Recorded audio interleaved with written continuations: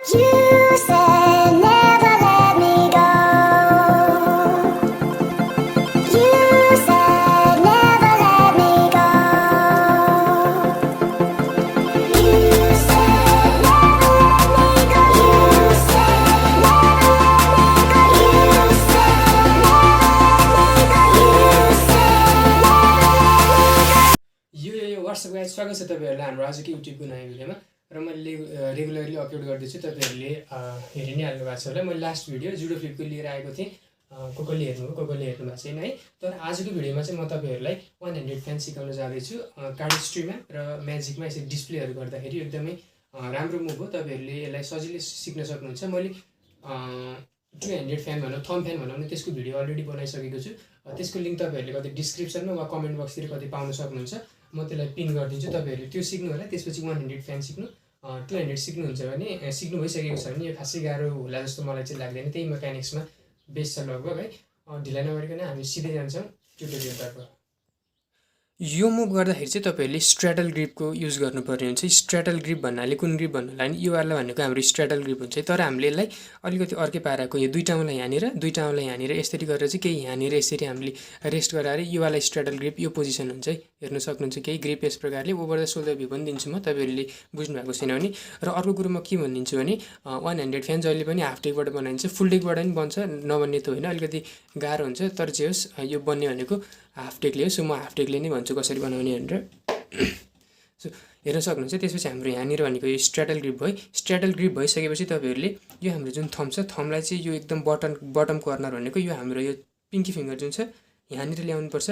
यहाँनिरबाट चाहिँ यसलाई थिचेर मजाले प्रेसर लाएर त्यसपछि यसरी चाहिँ खोलिदिनुपर्छ, जसले गर्दाखेरि चाहिँ यो फ्यान चाहिँ यो यसरी ओपन हुन्छ है। जसले गर्दाखेरि यो 100 फ्यान हुन्छ। म फेरि पनि भन्छु तपाईहरुलाई, यहाँनिर यो मजाले एकदमै टाइटली होल्ड गर्नुपर्छ, यसरी नखसोस् है। यो ग्रिपको चाहिँ पहिला आफूले मजाले प्र्याक्टिस गर्नु होला, अनि बल्ल चाहिँ तपाईहरु अगाडि मुभ गर्नु होला है। यहाँसम्म गर्नुस्, त्यसपछि एकदम यो बटम कर्नरमा कहाँनिर आफूलाई कम्फर्टेबल हुन्छ है। यहाँ माथिबाट गर्नु भने फ्यान यसरी नराम्रो सानो बन्छ, तर तपाईहरुले जति तलपट्टि एडजस्ट गर्न सक्नुभयो त्यति नै राम्रो बन्छ यहाँनिर।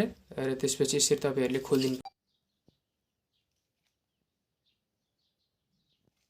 हाम्रो 50 रुपैयाँको कार्डले गरे हो, त्यही भएर पनि यो नराम्रो भएको हुनसक्छ। तपाईहरुले कुनै प्रिमियम डेकबाट गर्दै हुनुहुन्छ भने यो धेरै राम्रो बन्न जान्छ है। तपाईहरुले मैले अगाडिबाट ट्युटोरियल दिइहालेँ, तपाईहरुले म ओभर द सोल्डर भ्यू दिन्छु। म ग्रिपबाट सुरुबाटै भन्छु है। तपाईहरुको दुईटा औँला यहाँनिर हुन्छ, त्यसपछि अर्को यहाँ हुन्छ है। अगाडिबाट हेर्दा यो बिचमा हुन्छ दुईटा औँला, त्यसपछि यो साइडमा लगभग बटमतिरै हुन्छ है, यहाँनिर हुन्छ। त्यसपछि तपाईहरुले यहाँ लगभग यहाँनिर यो हेर्दै हुनुहुन्छ है, यहाँनिरसम्म लिएर आउने, त्यसपछि यहाँबाट यसलाई थिच्ने मजाले, र त्यसपछि यो वाला मोसनमा यसरी चाहिँ ओपन गरिदिने। अलिकति फास्टली गर्न ट्राई गर्नुस् है यहाँनिर। त्यसपछि यसरी गर्नुभयो भने चाहिँ तपाईहरुको फ्यान अलिकति एट्र्याक्टिभ हुन्छ। र यो जुन ग्याप देख्दै हुनुहुन्छ यो नर्मल यो लगभग हुन्छ सबैको, तर यो जति कम भयो एकदम मजाले इक्वल जस्तो भयो भने चाहिँ तपाईहरुको फ्यान एकदमै राम्ररी डिस्प्ले हुन्छ है। यसरी तपाईहरुले यो म्याजिकहरु गर्दामा, कार्डस्ट्रीहरु गर्दामाखेरि केही गरी यसरी डिस्प्ले गर्न पनि सक्नुहुन्छ। म तपाईहरुलाई अर्को एउटा राम्रो डिस्प्ले गर्ने मुभ चाहिँ सिकाउँछु है अब। सो म जुन डिस्प्लेवाला मुभ भनेको त्यसलाई गर्ने के गर्ने भने तपाईहरुले दुईटै हातमा यो फ्यान गर्ने। तपाईहरुले धेरैले यस्तो यो वाला मोसन गरेको देख्नु होला हैन, युट्युबतिर यसरी डिस्प्ले गरेको। यो त अझ राम्रो भएन के यस प्रकारले यो वाला गरेको एस जस्तो ल्याडरवाला यो मुभ चाहिँ कसरी गर्ने भने तपाईहरुलाई रिफल सफल आउँछ भने सहिले रिफल सफलवाला यो तीनटा औँला यो यहाँ हुन्छ है, यसले यहाँ यस्तै रिफल गरिदिने।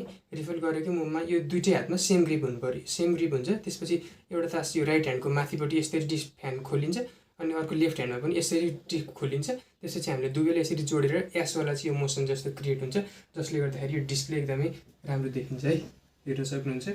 अझै राम्रो हो भने तपाईहरुले एकदमै राम्ररी गर्न सक्नुहुन्छ। तपाईँ सो यही नै थियो हाम्रो 100 फ्यान। तपाईलाई कहाँनिर गाह्रो हुनसक्छ भन्दाखेरि यो ग्रिप एडजस्ट गर्नमा, ग्रिप एडजस्ट गरेपछि चाहिँ तपाईहरुको यसरी राम्ररी सर्लक्क नखोलिन सक्छ है। तपाईहरुको प्रेसर बढी लाउँदाखेरि राम्ररी खोलेन, अनि हल्का प्रेसरले पनि गर्न सक्नुहुन्छ, जसले गर्दाखेरि फ्यान राम्रो बन्छ। र तपाईहरुले यो आफ्नो थम्ब चाहिँ कम्फर्ट अनुसार राख्नु होला है। माथि बन्नु भने फ्यान एकदम सानो नराम्रो बन्छ, तर जति तल राखेर जति तपाईहरुले राम्ररी गर्नुभयो त्यति नै फ्यान ठुलो खाली बन्दै जान्छ है।